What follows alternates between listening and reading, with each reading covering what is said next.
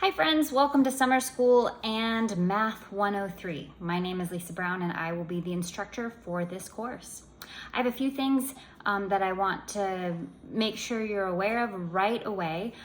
First of all, this is Math 103 and its sole purpose is it's a prep course for college mathematics, Math 142. So if that's not the next course that you need, then this might not be the course you want to take. You're certainly welcome to take it. It is simply a review of some basic math skills. Basically how to add, subtract, multiply, and divide all different types of numbers, from whole numbers to fractions, decimals, percents.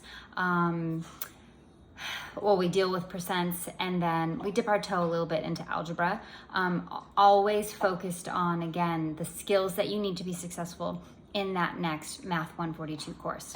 So make sure you're in the right class. The second thing I want to just sort of discuss is this is a summer school class.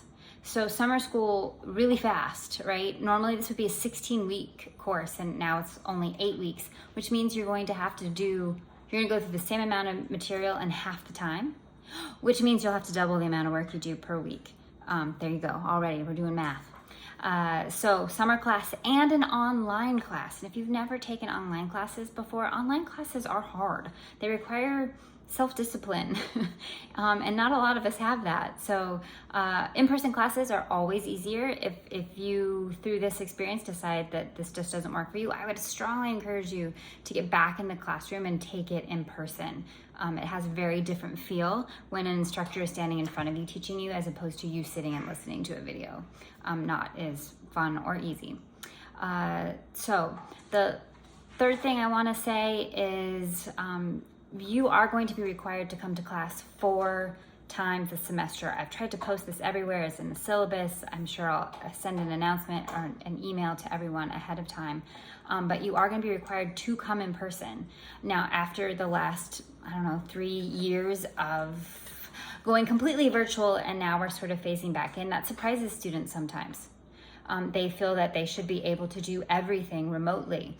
But this isn't ceramics. This isn't a participation grade. Doing the stuff isn't what gets you through the class.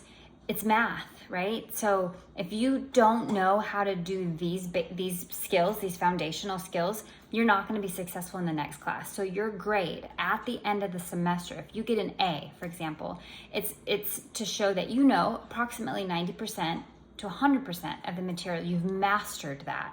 And that tells us that person who gets that A after they're done is going to be very successful, should be very successful in the next course. If you get, a B or something in the 80s, then that tells us you've mastered about 80 to 90% of the material, and that person should also be successful, right? So 70% or more indicates that you should have success in the next class, and under 70% means you probably wouldn't be successful if you know less than 70% of that content. And if you aren't coming to campus and testing in person, then you're not really proving that you know it, right? Maybe you're Googling your answers, maybe you're looking at your notes, maybe you're looking at the book, and perhaps in some classes that's okay. Being able to reference and figure out how to solve something might be enough, but again, because the purpose of this class is for you to be successful in the next course, these are things that are expected that you know and have mastered.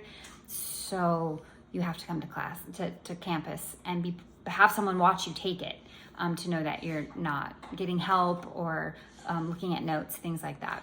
So if that is a problem for you, if you're not able to come, I know I've had a few students who are like, I'm out of state, or I don't have a car, then you will want to drop the class. There's no way around that caveat for this class. So you'll want to withdraw from my class, and you can try to find a different instructor that doesn't have that requirement. I'm sure they still exist. So feel free to do that, and I wish you luck.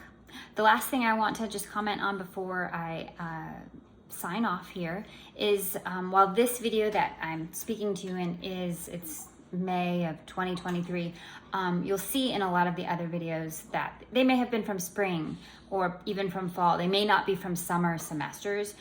So I might reference the fact that there's 5 units, and you'll look in Canvas and see that we only have 4 units. It's because I only wanted you to come down 4 times. I didn't want you to have to come down 5 times. So I divided the material up differently to help make that happen. But you might see some things like dates are off, or what the schedule is off. Just be aware, in the video, it may be an older video from a previous semester. All the content is accurate and gives you all the information you need to know. Just what you might be looking at might be the wrong dates. So I didn't want that to take you by surprise as you're watching that. So welcome to class. I hope, feel free to reach out to me at any time if you have questions or concerns. I'm happy to help. I won't be on campus, but since you probably aren't either, that's probably fine. We can communicate through email and even set up Zoom sessions if you want to meet face-to-face.